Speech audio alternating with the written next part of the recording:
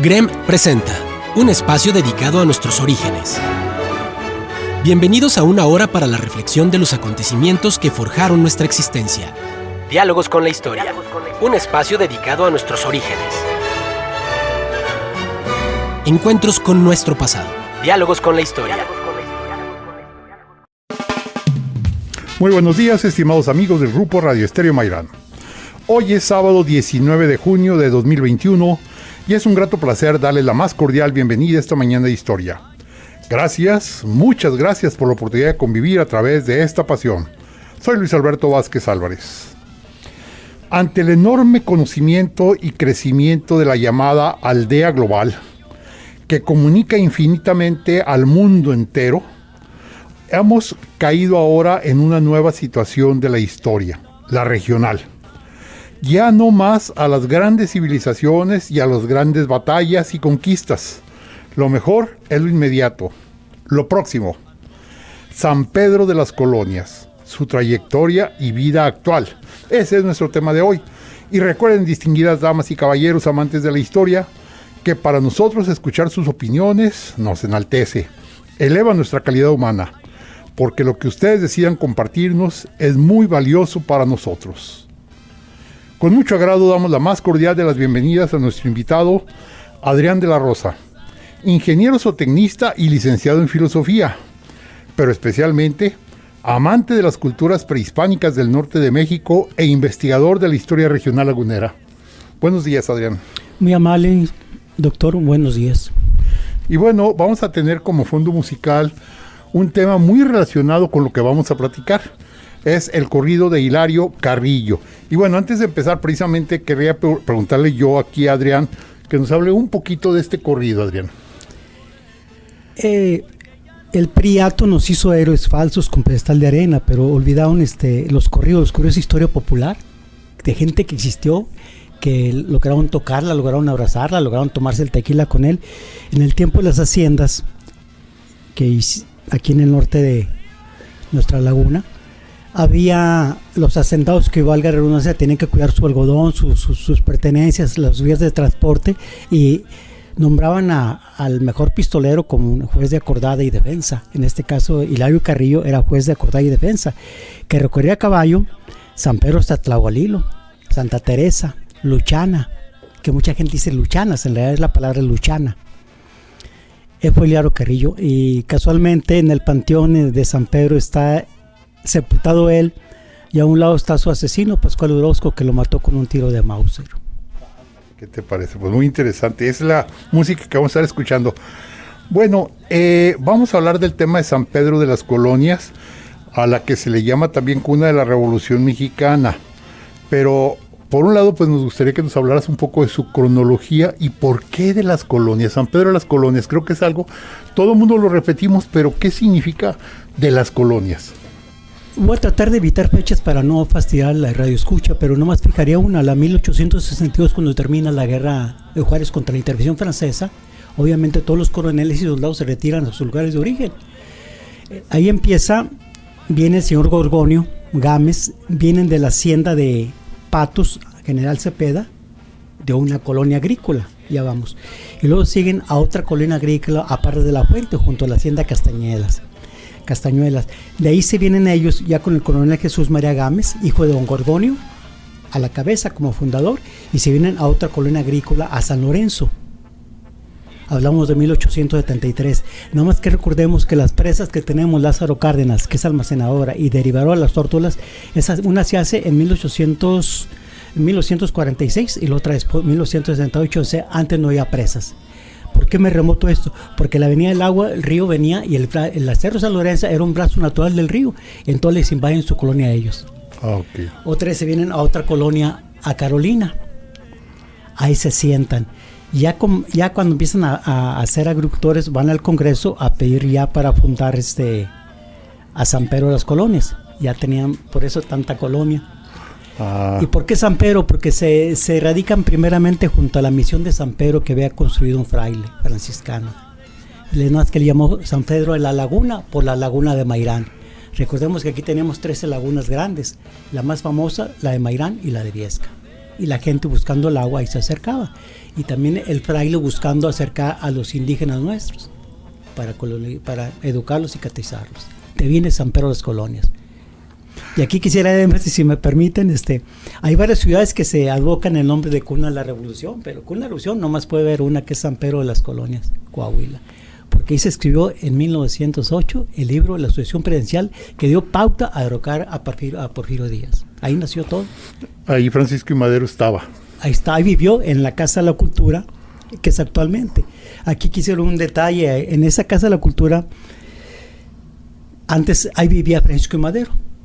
Sí, y quedó como la casa de él. Pero un estudiante de la preparatoria Agua Nueva, contemporáneo de un servidor, de pelo largo, se acercó con Echevarría a decirle, ¿sabe qué queremos? ¿Qué? La casa de Francisco Madero es la Casa de la Cultura, dijo Echevarría, se la autoriza. Ese estudiante es el licenciado Javier Guerrero García, excelente sanpetrino también. Ok, qué interesante. Mira, allí hay una explicación del porqué de las colonias y por qué el de San Pedro. Exactamente. Ahora, más o menos en cuándo se considera que San Pedro empieza a ser un lugar importante, porque además San Pedro va a ser un centro de revolución muy fuerte con la batalla de San Pedro, precisamente posterior a la de Torreón. ¿Cómo es San Pedro en la época del Porfiriato? Correcto. Retomando tu tema de la revolución, se hace en 1914 en San Pedro esa revolución y todo el mundo venía la prensa extranjera a tomar las placas a Torreón, como era más importante porque el paso del Fabricali tomaron y se fueron, pero la San Pedro fue más cruenta y logísticamente y militarmente mucho mejor esa batalla. Así lo dice Felipe Ángeles en sus memorias. Sí, Felipe mejor. Ángeles dice que la batalla más dura la de San Pedro. Fue la de San Pedro. Por eso el escudo de San Pedro tiene el brazo armado, ¿sí? Y abajo el libro de la Asociación Presidencial y el rojo que le llaman gules en la heráldica de color de sangre. Ok. Oye, Adrián, ¿tienes alguna idea de esas personas que tú mencionas, el fraile y los que vinieron a San Pedro de las Colonias, los fundadores de San Pedro? Sí, son los que mencioné, el coronel Francisco Gámez a la cabeza, con los demás fundadores que tenían ellos también.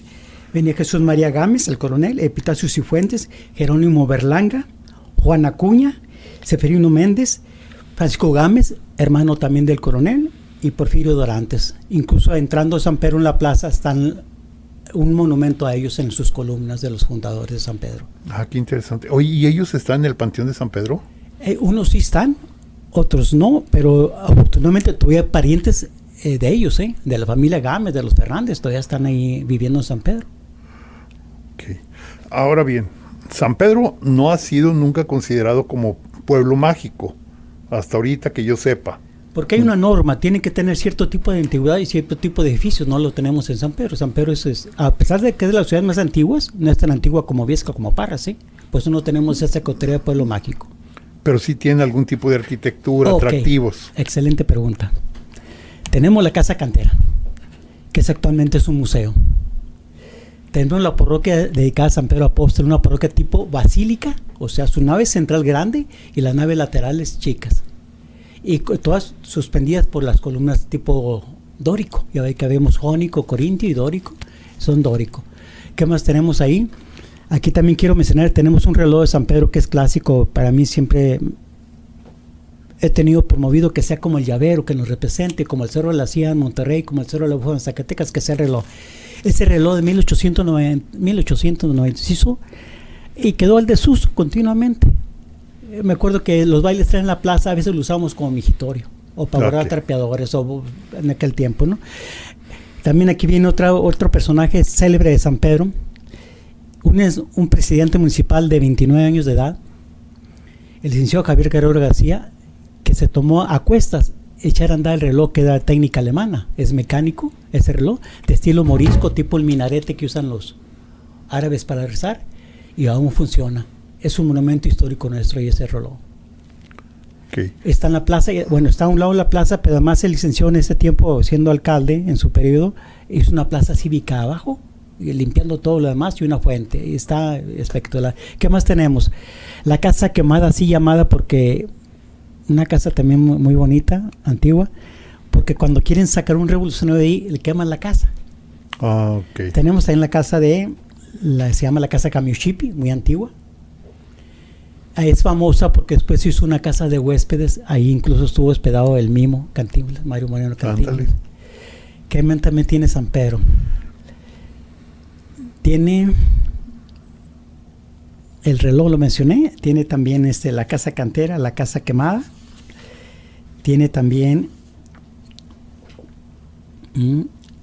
la cueva de la Candelaria, también es famoso. Casi si vamos al antiguo DF, a la CDMX, toda la parte baja, lo que es de Mesoamérica, es mucha parte de la cueva de la Candelaria que está en San Pedro, en el Valle de las Delicias, que era una cueva mortuoria, descubierta en 1953.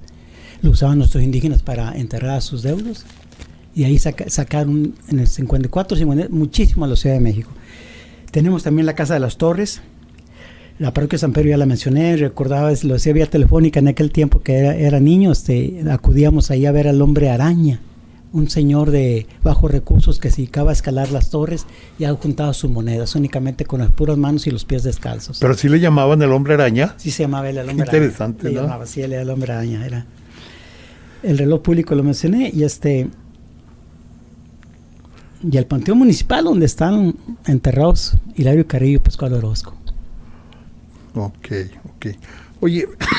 Y hay también algo quiero añadir, ahorita que hablamos del Cundín, está al final de San Pedro, yendo a la carretera Cuatro Ciénegas, a un lado está una cueva que le llaman Irritila. Ok. Que es bonita, le hizo la iniciativa privada de unos amigos, entre ellos hicieron la cueva con pinturas y todo, petróleo, como una cueva de nuestros indígenas. Vale la pena visitarla también ahí. Pero esa es reciente. Esa es reciente, sí, es reciente. Oye, pero ¿quiénes la hicieron? ¿Exactamente qué personas? No nombres, sino qué tipo de personas la hicieron. ¿Irritilas? No, ya gente okay. Sí, imitándole que sean los irritilas. Ok. Sí, no, yo te decía por esto, y es una cosa interesante que a mí me convenció mucho. El doctor Luis Abelaire, en paz descanse, que fue el fundador del Museo Regional de La Laguna, tenía un dicho que a mí me encantó. Que las vasijitas y los ídolos que comprábamos de barro y demás en lugares como Tenochtitlan, como Chichén Itzá, etcétera, decía él una cosa: son originales. ¿Por qué? Porque lo hacen manos indígenas, descendientes de los mexicas, descendientes de los mayas, etcétera. Lo que no son es antiguos. Sí. Pero son originales porque son hechos por esas manos. Por eso te preguntaba si la cueva la pintaron Irritilas, entonces sería original. No antigua, pero sí original. Sí, la pintan ya gente de esta época moderna. Pero no son Irritilas. No, ya no son. Okay. Hablando de Irritilas, yo lo he comentado ya la vez que tuviste ya no hay Irritilas, el español los distinguió, los masacró. Ok, muy bien. ¿Sí? Oye, en el caso de la cueva de la Candelaria, que está en San Pedro, que es mundialmente famosa. Sí. Aquí hubo museos que trajeron obras de ese lugar porque fueron explorados. Recuerdo en este caso al profesor Wenceslao Rodríguez de la PBC. Que trajo bastante a la PBC. Fue mucho ahí.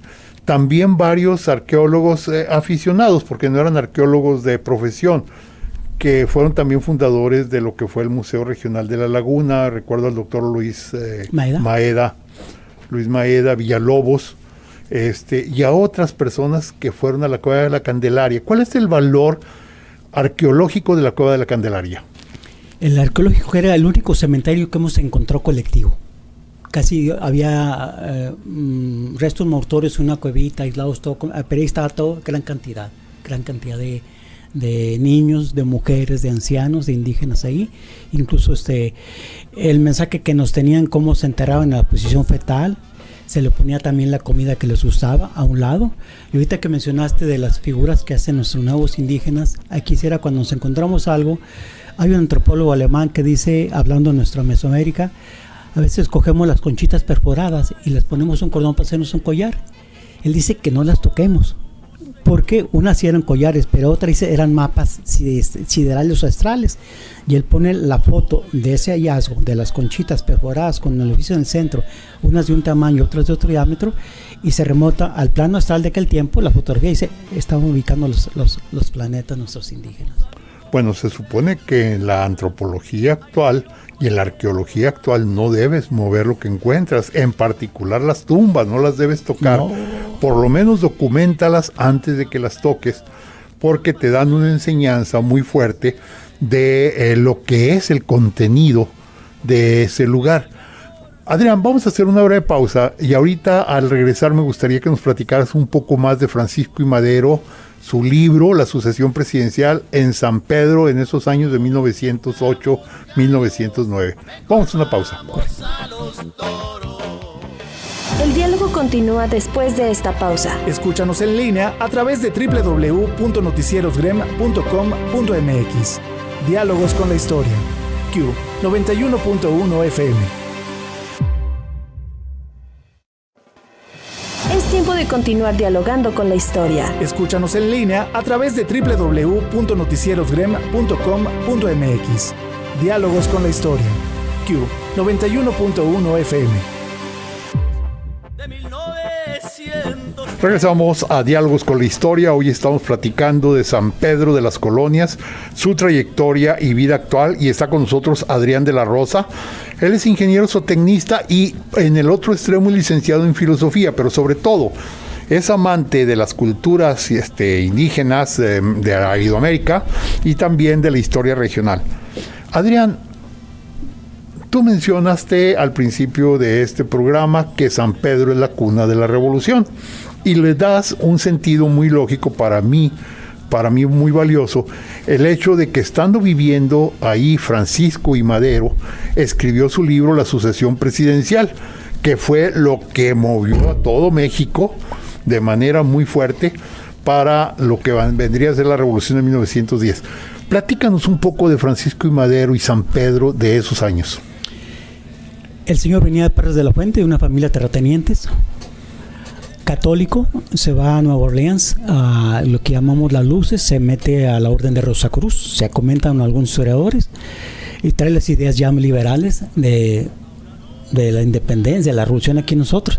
Ahí escribe su libro en San Pedro de las Colonias, y ahí incluso en San Pedro se encuentra la imprenta en la casa, lo que llamamos el Museo de la Revolución, donde empezó a escribir su libro, que fue lo detonó la revolución, y por eso creemos que ahí es la mera cuna de la revolución, la única, y así lo comentamos, así como hay denominación de origen del tequila, del champán, de todo eso, entonces también debe ser denominación de origen histórico, que nomás puede haber una cuna de la revolución, porque ahí detonó, ese libro fue el que detonó todo, con el señor Francisco I. Madero.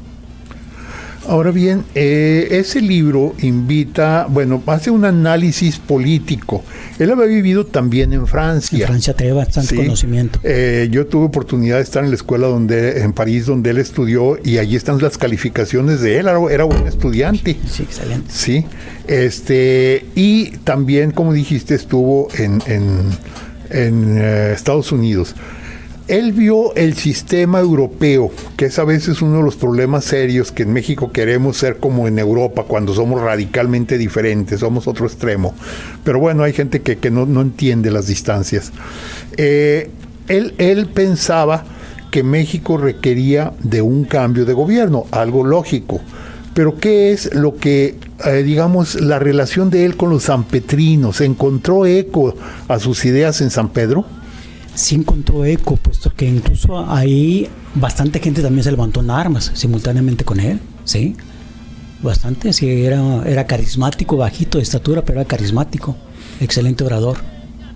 Oye, ¿y de lo del espiritismo? Se comenta que entró el espiritismo, pues siempre hay gente que busca otro nivel, no de vida, sino de comunicación, y es válido. Okay. Lo hacían también los hermanos huicholes lo hacen, ¿sí? El consumo del peyote no es tanto, con ellos se llaman huirraric y huirrari en plural.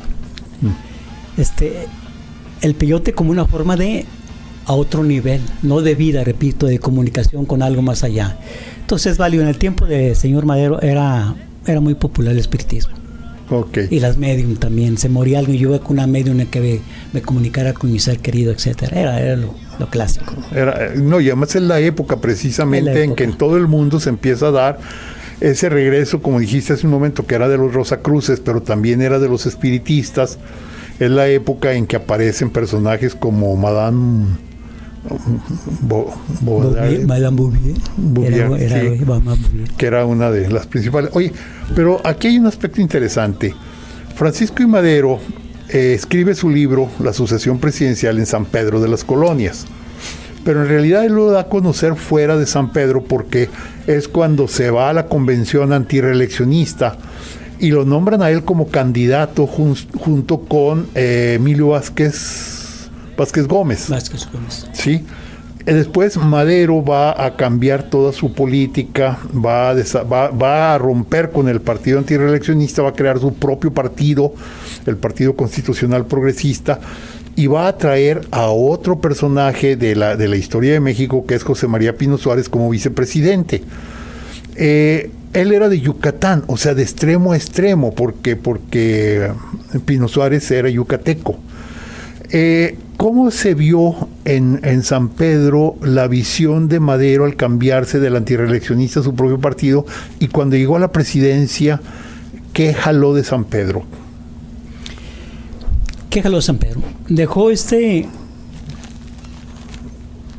una huella, porque anteriormente San Pedro no nace con señor Francisco Madero, ¿no? Fue famoso él. San Pedro antes tuvo personajes célebres nacidos en San Pedro. Caso concreto, el general Toribio de los Santos, que llegó gobernador de Yucatán. Francisco Luis Urquizo también, que llegó a ministro de guerra con Porfirio Díaz, ¿sí? El general Pedro Rodríguez Tirante de 1890 también fue gobernador de Coahuila. O sea, ya había un precedente histórico en San Pedro, es lo que quiero decir. San Pedro le ha dado al país como 5 gobernadores, dos de Coahuila, que fue el profesor Eliseo Menrueta, y también Braulio Fernández Aguirre. O sea, San Pedro tiene una historia añeja, no añeja de vetusta, sino muy antigua. Okay. Y ya Madero traía ese precedente. Mencionaste un personaje muy particular que creo que es uno de los ejemplos más típicos de la novela mexicana de la Revolución. Francisco L. Urquizo, sanpetrino. Autor de Tropa Vieja. Pero fíjate que lo que más destaco yo de Tropa Vieja, de la novela, es el carácter eminentemente popular. Lo escribió con sanpetrinos, tuvo la experiencia con los sanpetrinos, o cómo es que Francisco L. Urquizo logra llegar a ese nivel tan especial de ver al soldado incluso de la gleba, al soldado más humilde, y le da un lugar muy especial en Tropa Vieja. Por la vida que vivió él en San Pedro, incluso la novela se me hace histórica o bucólica o costumbrista, porque está muy coloquial, ¿sí? Habla del soldado común y corriente, y es una novela muy amena. Sí, él convivió bastante con repetimos, ellos vienen de una guerra, y se traen sus militares, se traen sus soldados, sus mismos colegas, ¿sí? Francisco L. Urquizo, ¿qué antecedentes tenía en San Pedro? ¿A qué se dedicaba o antes de la Revolución? Correcto. San Pedro, llegan los agricultores en ese tiempo Texas que era productor de algodón, tiene un bloqueo tremendo. Entonces los agricultores sanpetrinos, también los que forman el CONE, ya tenían experiencia en la siembra de algodón y empiezan a sembrar algodón para surtir a Parras de la Fuente y a donde citaba. Entonces ellos ya eran agricultores y ganaderos. Incluso a los colones les regalan 16 sitios. Cuando piden ya hacerse, después de Villa, hacerse la colonia de San Pedro, le regalan 16 sitios de ganado mayor. Había el sitio de ganado menor. El sitio de ganado mayor consistía, agronómicamente hablando, eran 5,000 varas, una legua cuadrada igual a 41 caballerías, es decir, 1,751 hectáreas. Entonces a ellos les entrega el Congreso del Estado 18,000 hectáreas. Okay. Con la promesa que ellos iban a detener la invasión de los indígenas en esa parte, ¿no? Pero ya eran agricultores y ganaderos.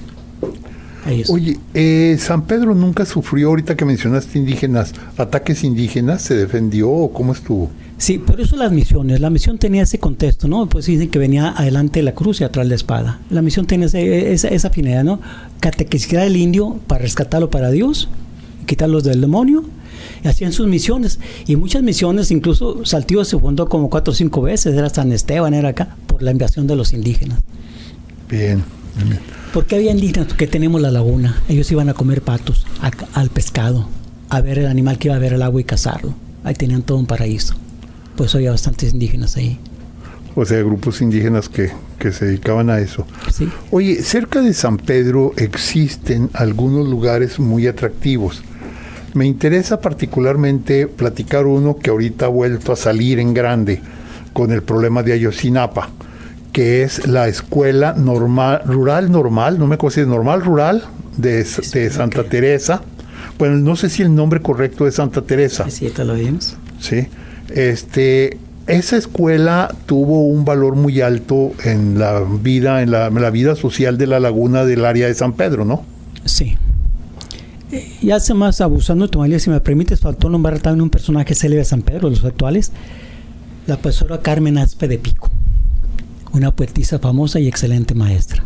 Es también originaria de San Pedro, un orgullo de San Pedro.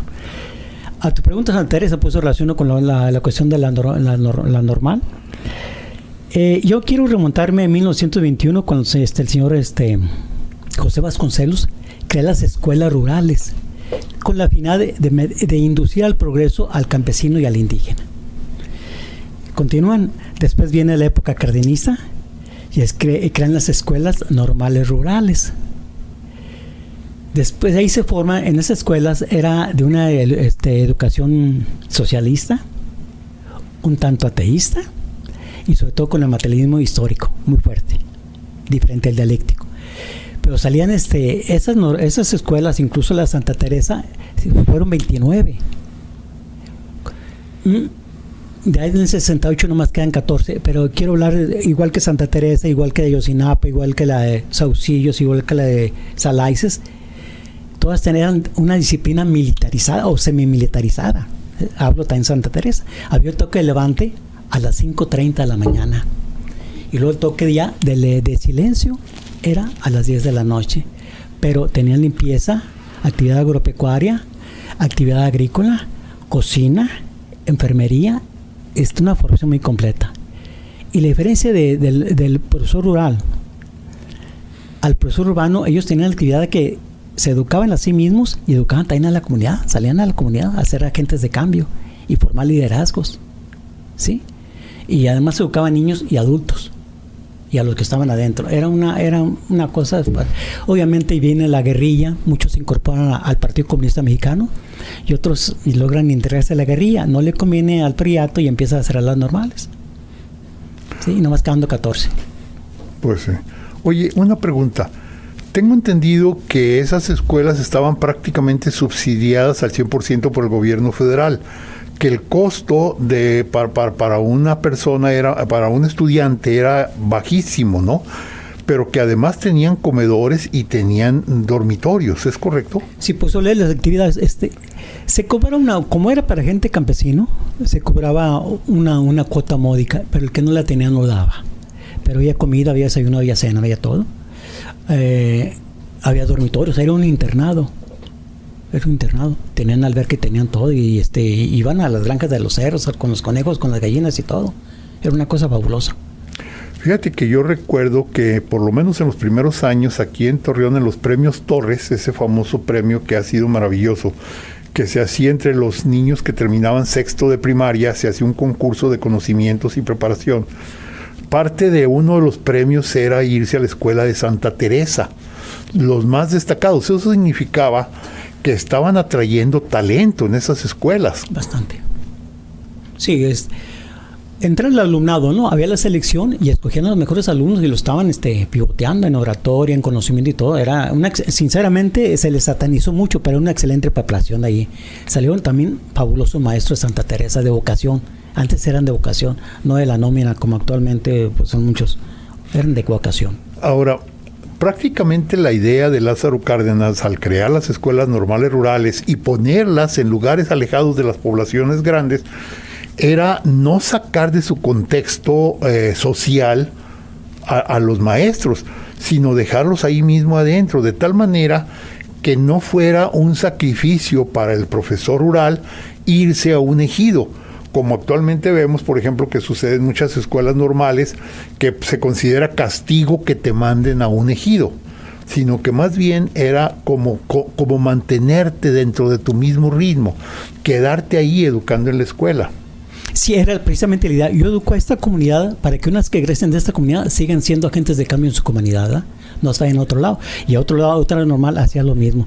Empieza primero Santa Teresa, como todas, como escuelas escuelas rurales, después como escuelas experimentales normales, y después ya como normales, ya egresando maestros de ahí.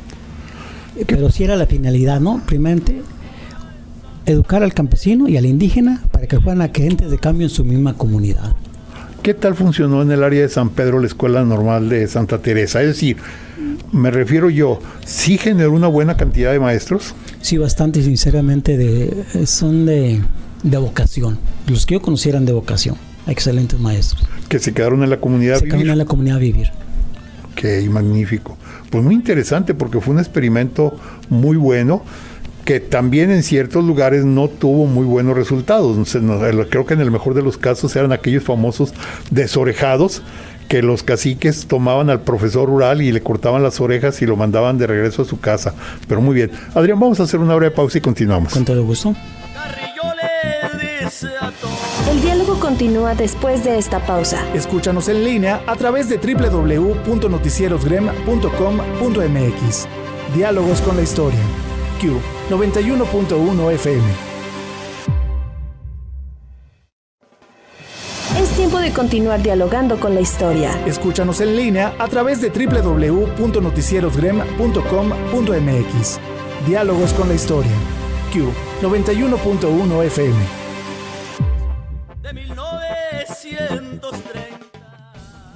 Regresamos a Diálogos con la Historia.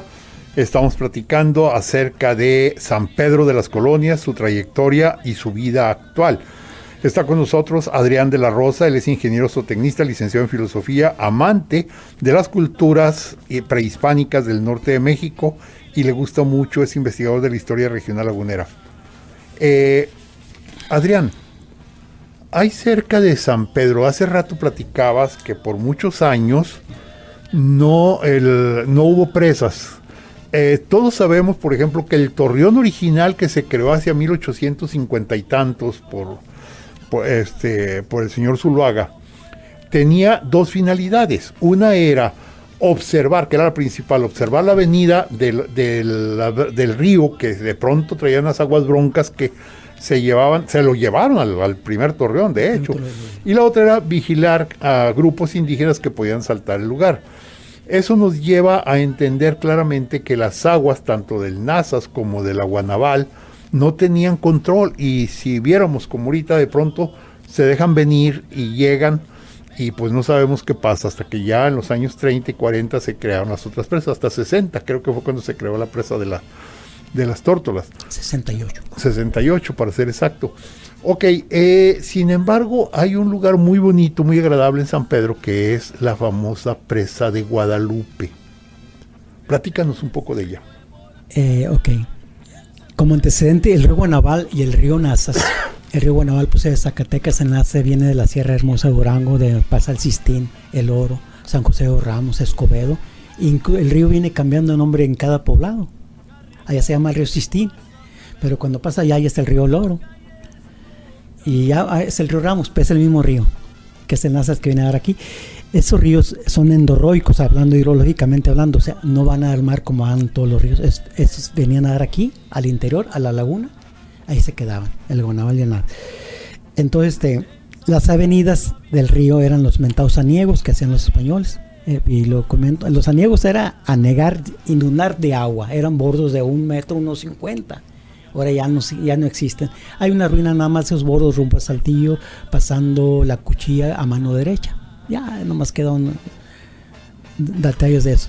Entonces ellos reciben el agua en la presa de Guadalupe, que lo llamaban ahí.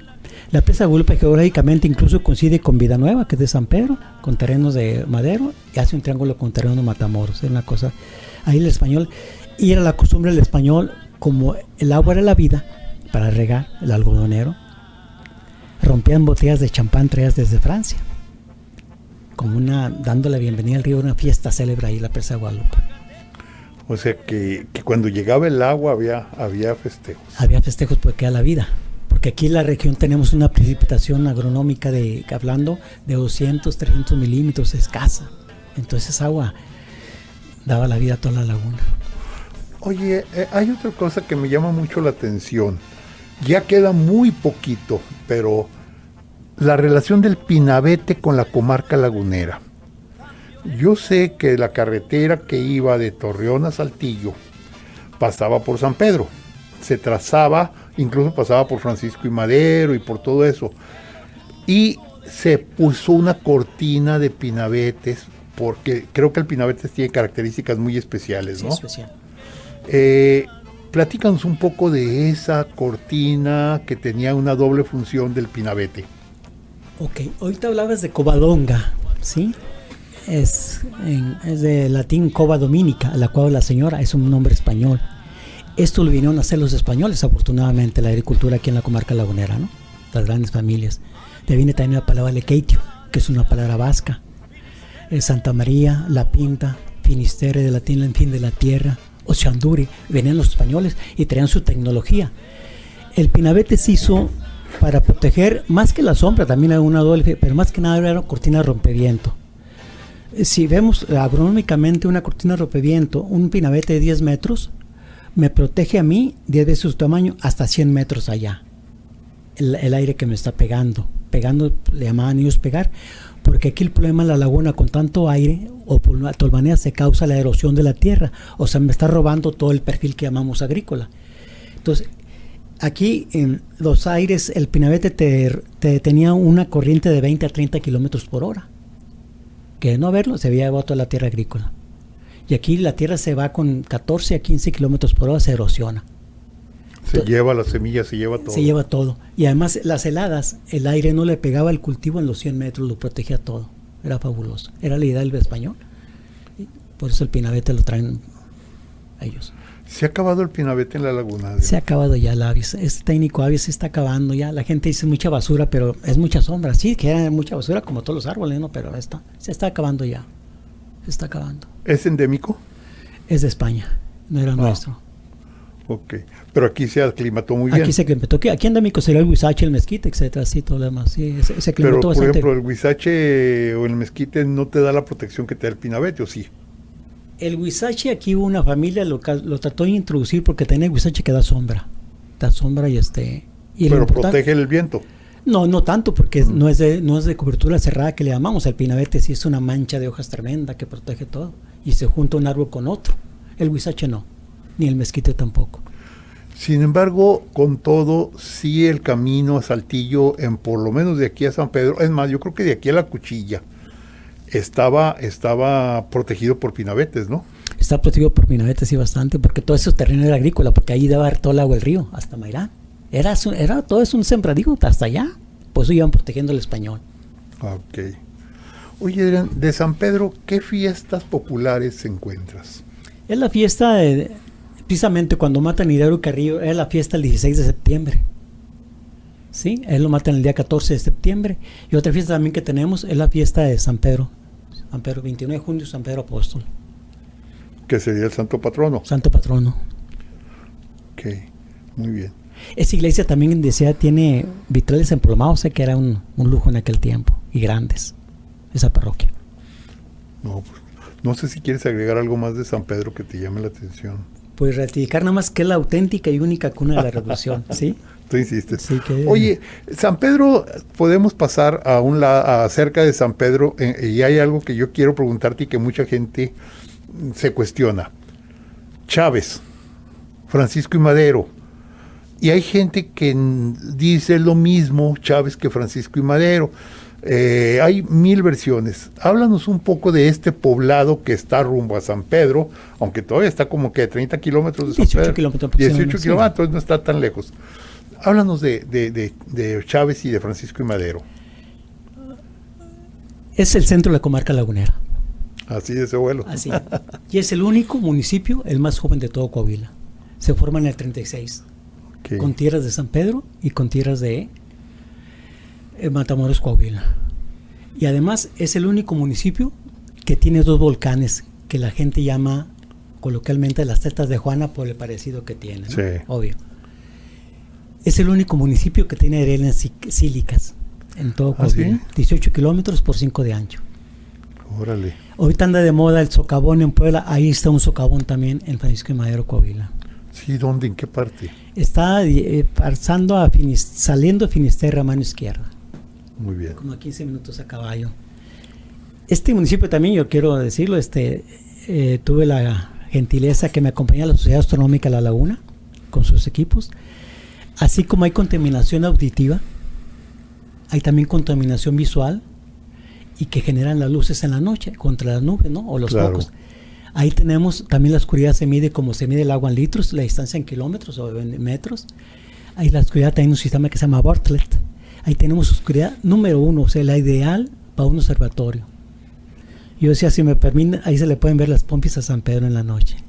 Es tanta la oscuridad ideal. Aquí tú compras un telescopio de 80,000, 120,000 pesos, no lo puedes usar. Te contamina todo. Claro. Ahí así. Se ve fabuloso. Ese es Madero. ¿Por qué Chávez? Volvemos a la agricultura. En 1905 el señor José Chávez crea la hacienda de Linares. Fue la primera hacienda. Y se empezó a llamar Chávez. Pero anteriormente estaba la estación del tren. 1895 que le dio vida que el tren le dio vida a todo esto, ¿no? Pues a veces comentan en Son de Brahma que Lerdo fue la ciudad que se negó el progreso porque no dejó que pasara por el tren. Pasó por Torreón, que Torreón fue un aque. Tenemos aquí cantidad de progreso. Empieza a crecer alrededor de la estación la población de Chávez. Y con la colonia, la hacienda que hace el señor José Chávez. Y se quedó como Chávez y Chávez. Llega el tiempo, se forman 2 sindicatos campesinos a pelear también por tierras. Ya empieza la formación de la villa, después el municipio. Y ya se le da el nombre de Francisco Madero al municipio, con cabecera municipal en Chávez, otra vez. De ahí el nombre. Dijiste que 1936 fue la época del reparto agrario. Fue cuando el reparto agrario. O sea que prácticamente la crea Lázaro Cárdenas. Sí, es un municipio más joven, la crea él. Lázaro Cárdenas. Okay. Ahora, hay una relación directa entre Lázaro Cárdenas y la laguna, esa la conocemos a la perfección. Inclusive creo que hay una estatua muy grande de Lázaro Cárdenas cerca de lo que es estos 3 poblados, Urquizo, La Rosita, Concordia. ¿Qué son esos poblados que también son parte de San Pedro o de Chávez? Correcto. Ahorita mencionabas de un lugar muy famosísimo, mundialmente, la Cueva Candelaria. Y ya también quiero decir que en Madero está un lugar también famosísimo mundialmente. Madero es parte de la zona de silencio en la parte de arriba. ¿Ah, sí? Entonces, yo lo que he querido promover cuando fui director de turismo, que no justifico que se vengan de Monterrey a Saltillo, a Torreón, a Ceballos y entran en zona de silencio cuando pueden entrar por Madero. San Pedro, Madero y zona de silencio. Entonces, ya ahora sí, a lo que tú comentas, ¿cuál fue la pregunta, si eres tan amable? No, te decía de los otros lugares cercanos a San Pedro, okay. Chávez, que tienen una relación. Sí. Sabemos que aquí el reparto agrario causó un furor. Entonces se le hizo una estatua al general Lázaro Cárdenas, que fue el que repartió tierras aquí en la Cueva. Esa estatua está yendo San Pedro aquí para allá a mano izquierda, entrando el 20 de noviembre. Y no, la verdad, antiguamente se juntaban miles de campesinos ahí. ¿Sí? Ya es poco, ya es menos la fuerza. Se juntaban vehículos, cantidad, baile, tamboras, ya no. Venía mi Amalia Solórzano a recibirlos, ya se acabó eso. Ya es parte de la historia también. Oye, ¿qué tan cierta es la leyenda? Hay una fotografía famosísima de Lázaro Cárdenas con un campesino en el reparto agrario, donde el campesino le entrega su Mauser, yo creo que ha de haber sido una carabina, porque el Mauser lo usaba el Ejército Federal y la carabina la usaba el revolucionario. Y Lázaro Cárdenas le entrega un arado. Sí, dicen que fue allí donde está la estatua, ¿o dónde fue? La estatua se hizo la entrega simbólica del arado o el fusil. Ahora sí van a trabajar la tierra. Y eso tiene que ver con el reparto agrario. Entonces, sí es cierta la leyenda. Es cierta la leyenda, pero lo que es cierta también la realidad, que ya el ejido está desapareciendo, seamos honestos. ¿Sí? Ya no hay ejidos. Existe nomás como población, pero ya la gente ya vendió. Ya no hay dinero como tenía antes el Ban Rural y todo ese tipo. Ya no hay con qué sembrar. Y yo he notado socialmente, viendo que el hijo del campesino, antes era un orgullo, mi papá me dejó la tierra, arriba de Lázaro Cárdenas, ¿no? Ahora mejor prefiere la maquila, porque puede traer el arete, puede tener luz artificial y amigas de su misma edad. ¿Y entonces realidad. ¿Qué pasa con las tierras? Se venden al que las puede comprar. ¿Pero se sigue produciendo? Sí, pero ya no es elegido. Ok, no, pero sí se produce. Sí, se sigue produciendo, que otro detalle. Ya un joven de ahorita no sabe qué es piscar, o qué es capar algodón, o qué es el tapapié, o qué es el desaige, que antes era clásico, tenía que aprender uno desde niño. Ok, muy bien. Dentro de Chávez hay algunas leyendas. Dentro de ellas hay una de un canal famoso, parecido, incluso han dicho que es parecido al canal de la Perla de Torreón. Sí. ¿Qué sabes de eso? Cuentan de un canal que salía de la fábrica, que fue un emporio ahí, la fábrica de aceites oleaginosa, Sociedad Anónima de SB, que dio empleo al municipio. Y te dicen que está de ahí a Jaboncillo. La idea es pues buscarlo nada más con aparatos especializados. Pero no está comprobado. No está comprobado, no, eso son leyendas nada más. Hay también leyendas en Ochandubri, una casco de hacienda que está rumbo a Finisterre, que hay tesoros escondidos y a veces va uno y ve pozos por todos lados. Y anda buscando. Ya andan buscando. Hay también otra leyenda de un carro que se aparece con lingotes de oro. Ándale. Donde era el camino real. Okay. O sea, el camino que ahorita hablamos de Pinabet, antes no existía. El camino real venía de Mapimí, rumbo a San Pedro. Ya. Por mulas cargados de lingotes de oro. Vámonos. Que venían de Mapimí. Adrián de la Rosa, muchísimas gracias por esta plática sobre la historia de San Pedro, sus alrededores, Francisco y Madero. Te agradezco infinitamente. Mi eterno agradecimiento para ti es recíproco. Muchísimas gracias. Gracias. Gracias a mi compañera Claudia Martínez Martel en la coordinación general de este programa y a mi amigo Roberto Ríos, él es el director de grabación. Y a todos ustedes, estimadas amigas, amigos, les damos las gracias y los esperamos el próximo sábado 26 de junio aquí en Diálogos con la Historia. Muchas gracias, muy feliz fin de semana.